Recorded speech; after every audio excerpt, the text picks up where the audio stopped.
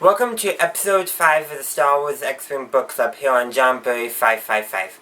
I'm John Berry, and in case you didn't catch Wednesday's channel update video, today we'll be covering chapters 7, 8, 9, and 10. So that's 4 chapters, a bit more than I normally do, and as I explained in the channel update, that's because I'm behind. You probably can figure that out. So essentially I'm going into my normal 2 chapters a week. This week we're doing 4, so if you're reading along and you're not caught up to where I am because you didn't catch my channel update video, all you need to do is pause the video, put in your watch later playlist, and come back to it once you're caught up. But if you're not reading along and you just want to hear my thoughts on the book, welcome back, and if you did pause and so you could catch up and you're back now, welcome back again, I should say. And before we continue, I really want to let you know that next week we'll be doing chapters 11, 12, and 13. 3 chapters just to help us get back on track. And school will be coming up and I'll be dropping back to 2 chapters then.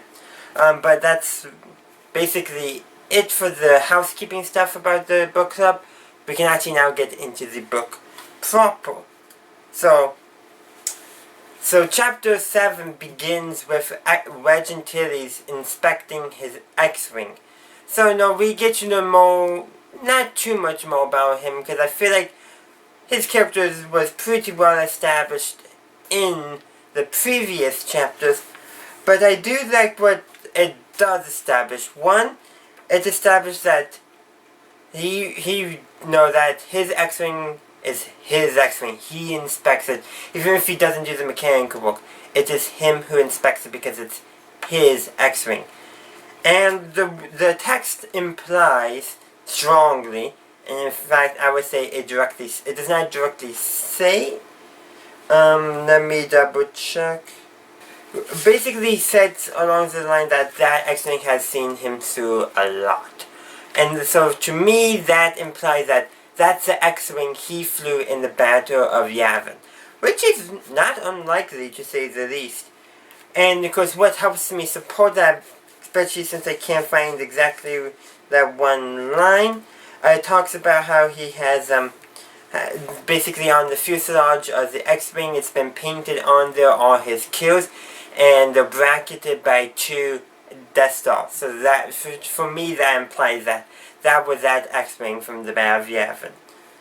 And also established that he has so many kills in order to fit them all that some of them are painted red to signify that they represent more than 1 kill. They signify Squadron's buff, which is kind of interesting. But like, we learn not too much new, but I do kind of like that.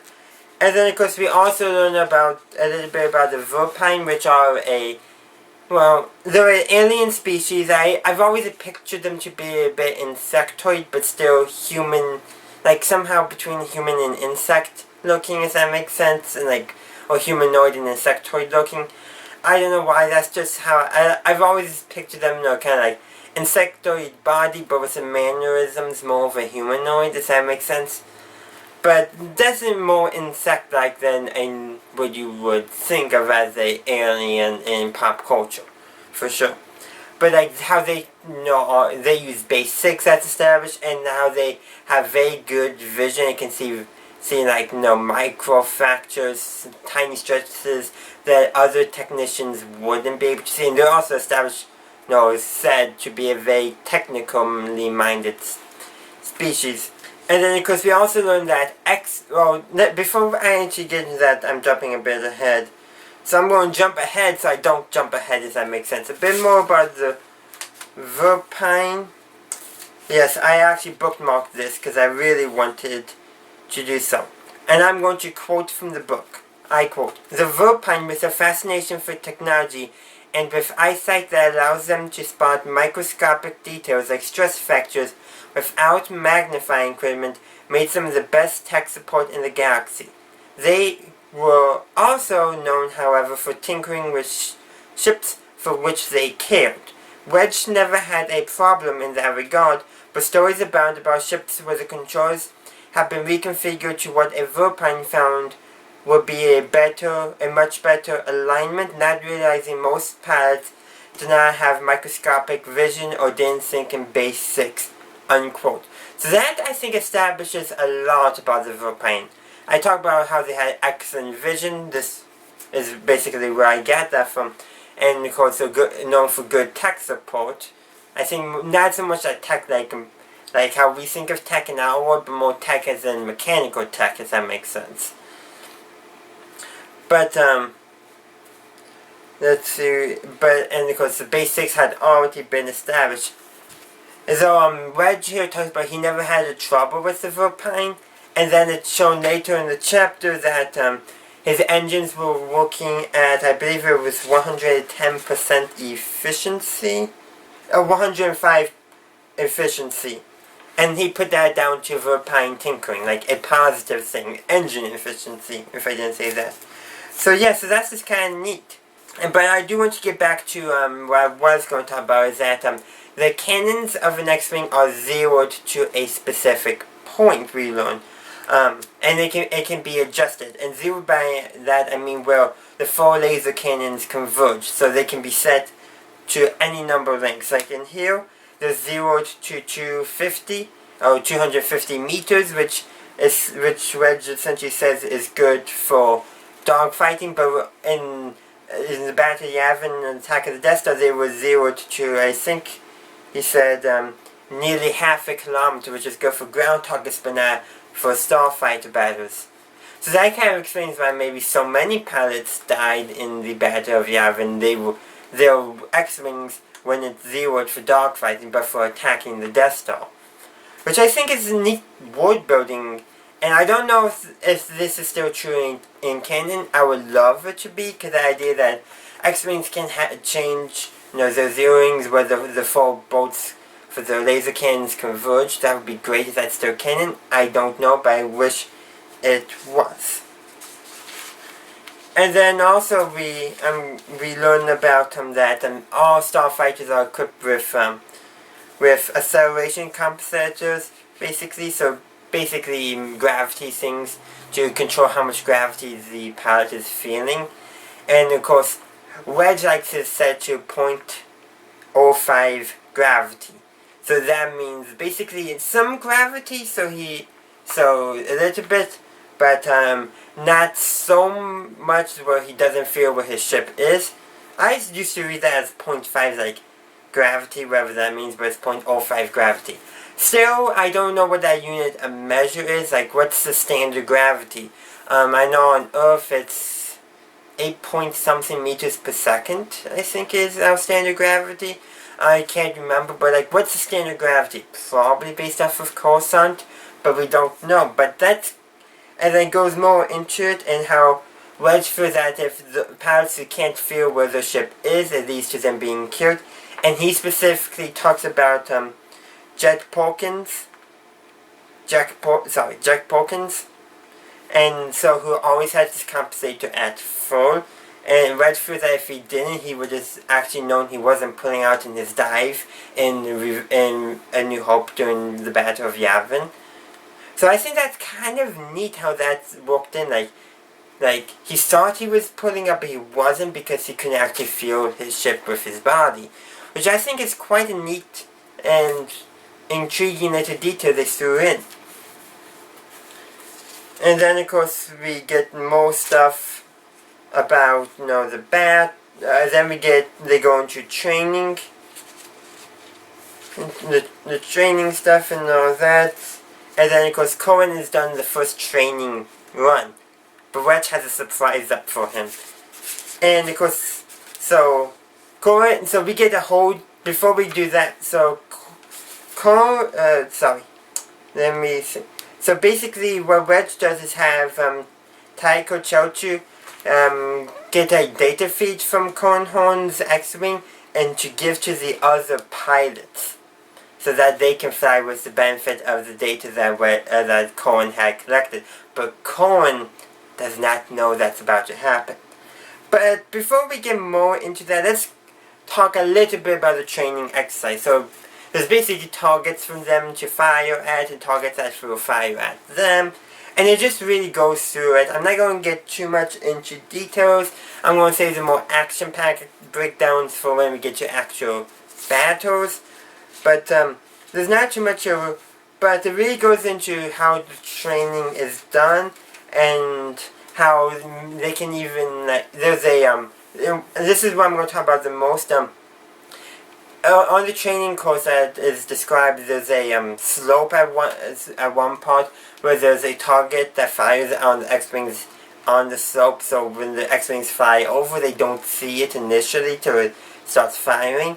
And then when Cohen comes back, sees a very similar looking slope here, I should say, probably, because it's on the reverse slope, so it's basically in front of Cohen, but as he flies over it, he doesn't see it because of where it's located, if I'm explaining that correctly. So when he sees it, he orders his wingman to do a maneuver to get it while he draws the fire, basically learning from a previous mistake in the training exercise, which is quite neat, to say the least. And then, of course, we get a little, and then, so we get this, so when Cohen gets back, he stays around because he wants to hear the scores of the other pilots, expecting to be the best. And of course, he claims it's not in the same way as Broad Jace, I think I said his name right, but differently. I'm not quite as sure, and then so all the pilots are coming in, they're all getting better scores than him, and he's confused. But what makes him realize something is off is because his wingman is Gand, and when they, so the Gans, when he said his score, because Gans speak in the third person unless they have earned the right to use the first person, which is quite intriguing. I hope I talked about that in a previous episode, but so what happened is that Ola, I can never say his name, I'm just going to call him Cohen's wingman.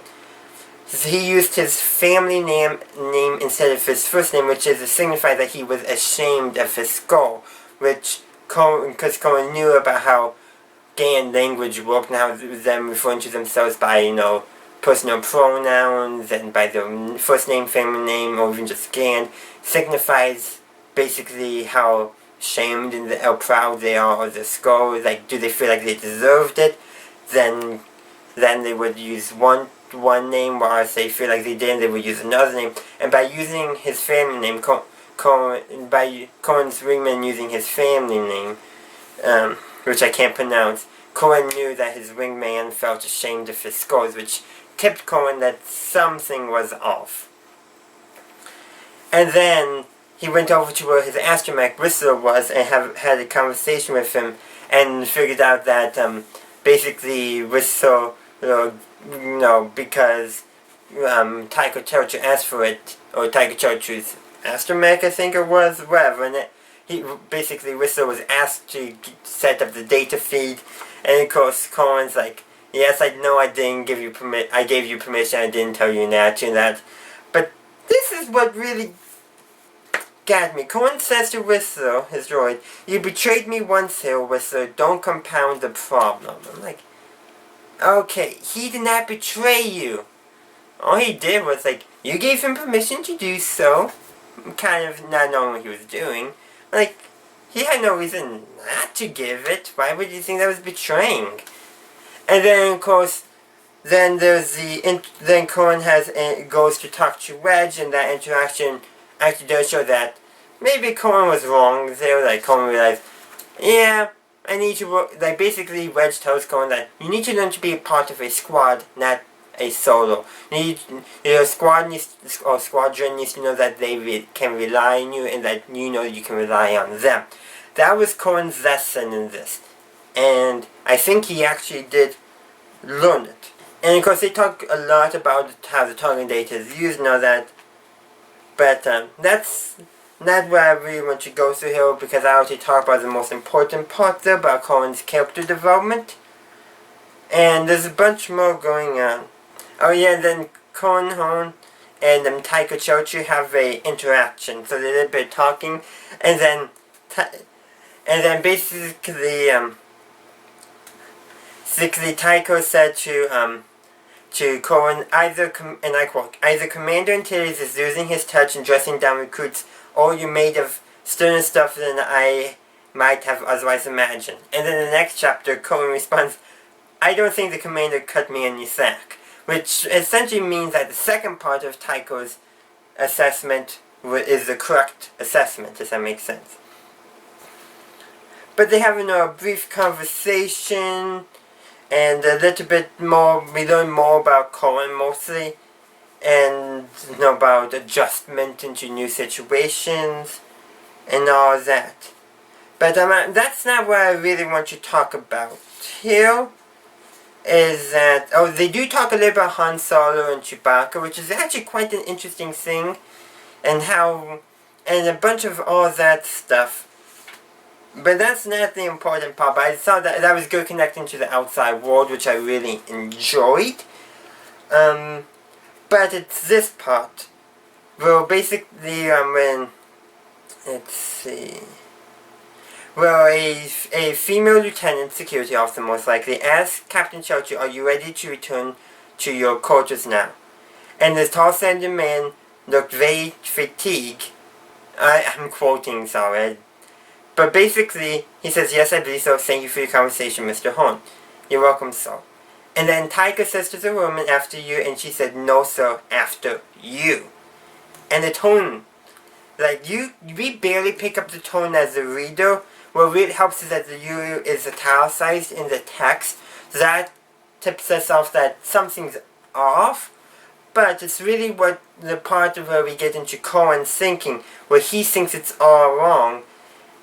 And then, so the tone of the words to Cohen felt more like an order rather than a courtesy. And so he starts wondering, why are they forcing him to return to his quarters? Why is he being treated like a criminal?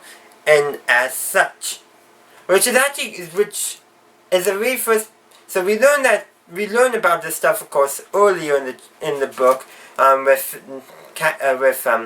Wedge's meeting with Admiral Akbar and General Salam, something like that.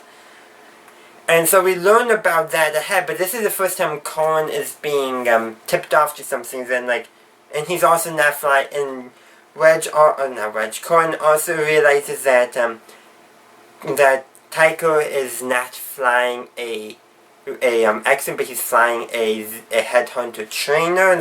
This gets Cohen suspicious. Of course, he really quickly wants to, and then of course he kind of drops it, but that's because another member of the squadron comes up to him at Irisi. I think I said that right. One of the two Tyserians in Rogue Squadron, the other one being Jace. I think I said his name. I'm never going to say his name. I'm just going to call him Jace. So they have no conversation, of course. And of course we learn a little more about the rivalry between the two companies. And Cohen initially assumed because they were both Tyserians there wouldn't be any rivalry between them. But it turns out that's not the case. And then of course, so we learn more about, of course, Tyseria in general and back to production. And I'm not going to get too much into that, but that will play a bigger part on in later books, particularly book 4, because it's called the Bacta War. We will get into that a bit more, but that's not it. But the conversation with Irisi and Cohen does set up the kind of side plot with the Tyserians, if you will, that we will see play out. But it's just more world building at this point. And then of course Cohen of course realizes that both of Tyserian's Bacta producers are basically playing both sides off of each other so that they can become wealthy. War profiteering. At least you're profiteering off of Bacta and not weapons. I guess that's slightly better. But it's essentially war profiteering in the medical market. That's what basically is revealed to us in here. And it's called the Bacta cartel between those two companies. The Kuprin and the Zartan. It's called the cartel. Cartels are not always the best thing for economies.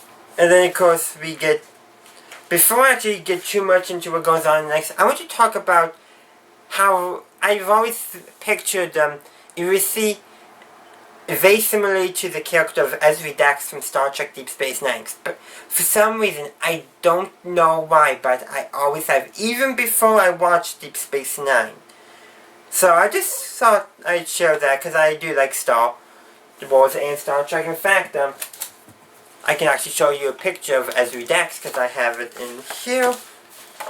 It's the Star Wars Visual Dictionary, in case you're curious. It's that character right there. For some reason, I've always pictured Irisi looking very similar, but with slightly longer hair and not an alien. But I don't know why, it's just always been how I've interpreted the appearance of that character. So, what are your thoughts on that? I don't know why, it's just an image I always had in my head, and I thought I would bring that up because we were talking about that character. And then of course we get more into Cohen's interaction with the Squad, and they were actually betting on how he would react to Wedge and Tilly's. Noir Van, the Twi'lek lawyer, bet that Cohen would be reasonable, while who was it? I think it was Irisi that had a more, not so reasonable bet. Cohen kind of jokingly laughed at who had World Challenge Commander and Tilly's to an X-Wing death duel, and then of course S3 raises her hand. Now, was that actually what happened? Who knows? But I do kind of like the idea that they were all betting on his reaction, something more reasonable, something outlandish. Like I was saying, an X-Wing death duel, that every time I read that, that makes me laugh. I don't know why, it's just the concept of a duel with X-Wings. And not like them flying each other. No, that's not like in my head. I picture them holding their X-Wings and using them as swords for some reason. I don't know why. I know that's not what it's intended. It's intended that they're going to essentially have a dogfight. But by calling it an X-Wing death duel, I don't know. It just makes me think they're using the X-Wings as swords, and it's just a hilarious image in my head. I don't know why, but it always makes me laugh. And of course for Chapter 10, we switch back to the Imperial's point of view, more or less. Quentin North, and he's being brought to Coruscant, or should I call it Imperial Center, as the Empire calls it. So basically, he's journeying to meet the head of Imperial Intelligence, Yisani Isard. I believe that's how you pronounce her name. So she's head of Imperial Intelligence, and she's essentially ruling the Empire right now. And then, so, it's not too much, but we learned that, this is actually quite neat. The shuttle pilot who is apparently bringing Quentin North in, the vector that he's on specifically, the last time he did that was after Yavin 4, after the Battle of Yavin 4 with Lord Vader, as he called Darth Vader. So, that makes Quentin North very, very nervous, because Vader is going to see the Emperor. He does not know who he's going to be seeing at all. He can't even guess.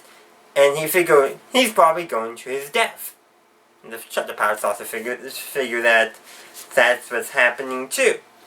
And of course, so the pilot and the co-pilot are also kind of teasing him, joking about, I hope your code is good. But they were just teasing him. But it's kind of yeah. No, just a shuttle pilot who's all he does is shuttle people back and forth, back and forth.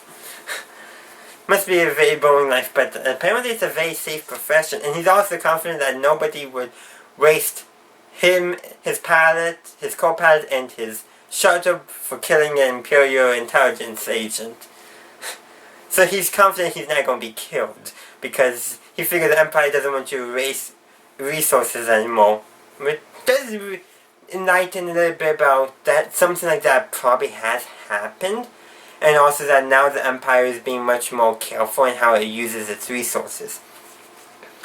But so when Quentin North lands at, and of course we learn how massive Coruscant is, how what couldn't know saw wouldn't be big enough for the shuttle actually was, because it was like 3 kilometers off, and like the scale like suddenly started really to dawn on him on how big Coruscant is, which I think is a neat way of introducing us to Coruscant. I know that in the Squadron trilogy by Timothy Zahn, that was our first actual introduction to Coruscant. So here is our first introduction in this book. And of course, we get the introduction in The Phantom Menace, which was before this book came out. So we get a sense of the scale there, but here we get a different sense of the scale. We're told about the scale here, but also we're given to think things are smaller, and then it's revealed that no, things are much more massive than they actually were. Which I think was a very effective choice on the part of the author in conveying the scale of Coruscant. Make it seem smaller, or still massive, but not as big as it actually is, and then reveal it to be way bigger than the one character thought it was, which I think was a good way of doing so. And I think what I'm going to end on here is the Imperial Guards. So the Imperial Royal Guards, the Palpatine's Red Rope Guards. So they're still around. They're basically being the guards for Assad now, and probably other people, because she's apparently controlling the Empire, as it's strongly implied at the end of the chapter. But what it is that we're told that they have a black hem on the bottom of the robes. And we established that in the year after the Emperor's death, there was an official year of mourning for it. So, you know. And Quentin Norton figures since that year has ended, especially on Coruscant, when it have been delayed because of communication or rebellion or anything, that fact that the guards still had that black hem signified that they're still loyal to Palpatine. Which is both amazing and creepy. Like, you're so loyal to a dead leader that you're mourning him, who was a Sith Lord, mind you, did terrible things, and you're still mourning his death over a year after. I think that goes to show how indoctrinated the Imperial Royal Guards are, and how loyal they're made to be to Palpatine and the Empire. So, but I thought that does kind of, reveal some world building, but it's established that some planets did not get the order right away, and some were just a rebellion, so either they had to be put down, or they just rebelled. And of course the last thing is we learned that, because Quentin was wondering why was God, besides figuring his death, like he figured it was because of his report about Gil Bestra. But basically he figures because of his report, that's why he's being caught and he's going to be killed for that. But actually, Assad wants him for some purpose. Basically to help destroy the rebellion, but we don't know how yet. That's something we're probably going to be figuring out later on, but I think that's where we're going to end it today, because that's the end of chapter 10. So, as I said earlier, for next week we'll be doing chapters 11, 12, and 13, so if you're reading along, you can read those. And that's really all I have today. I also did my housekeeping about the book club, and just reminding you of that. So I think I'm going to just say, if you want to, you can consider supporting me on Patreon. If you don't, please watch the video. In fact, please just watch all my videos, regardless of supporting me on Patreon or not. You can consider joining my Discord server. There is an updated and corrected link in the description. Links for all my other socials are down there as well. And I would like to hear from you. What did you think of these chapters? Did you enjoy them? What did you like about them? What did you not like? I really didn't get too much into my dislikes. There's nothing been that I really disliked so far. And that's something I truly dislike, not so much I'm like meh about. Because I'm not really talking about the meh stuff, because it's just meh. I'm talking about the intriguing stuff. It's the stuff I find intriguing, but for the wrong reasons, does that make sense? The stuff I didn't like, I will bring that up, but I would like to hear from you. And also, any constructive critique on my videos will be greatly appreciated as well. Lastly, if you enjoyed it, please leave a like and subscribe to my channel and ring the bell to stay up to date on the latest book club episode. And as always, have a good day, a good night, wherever you are. May the Force be with you, always.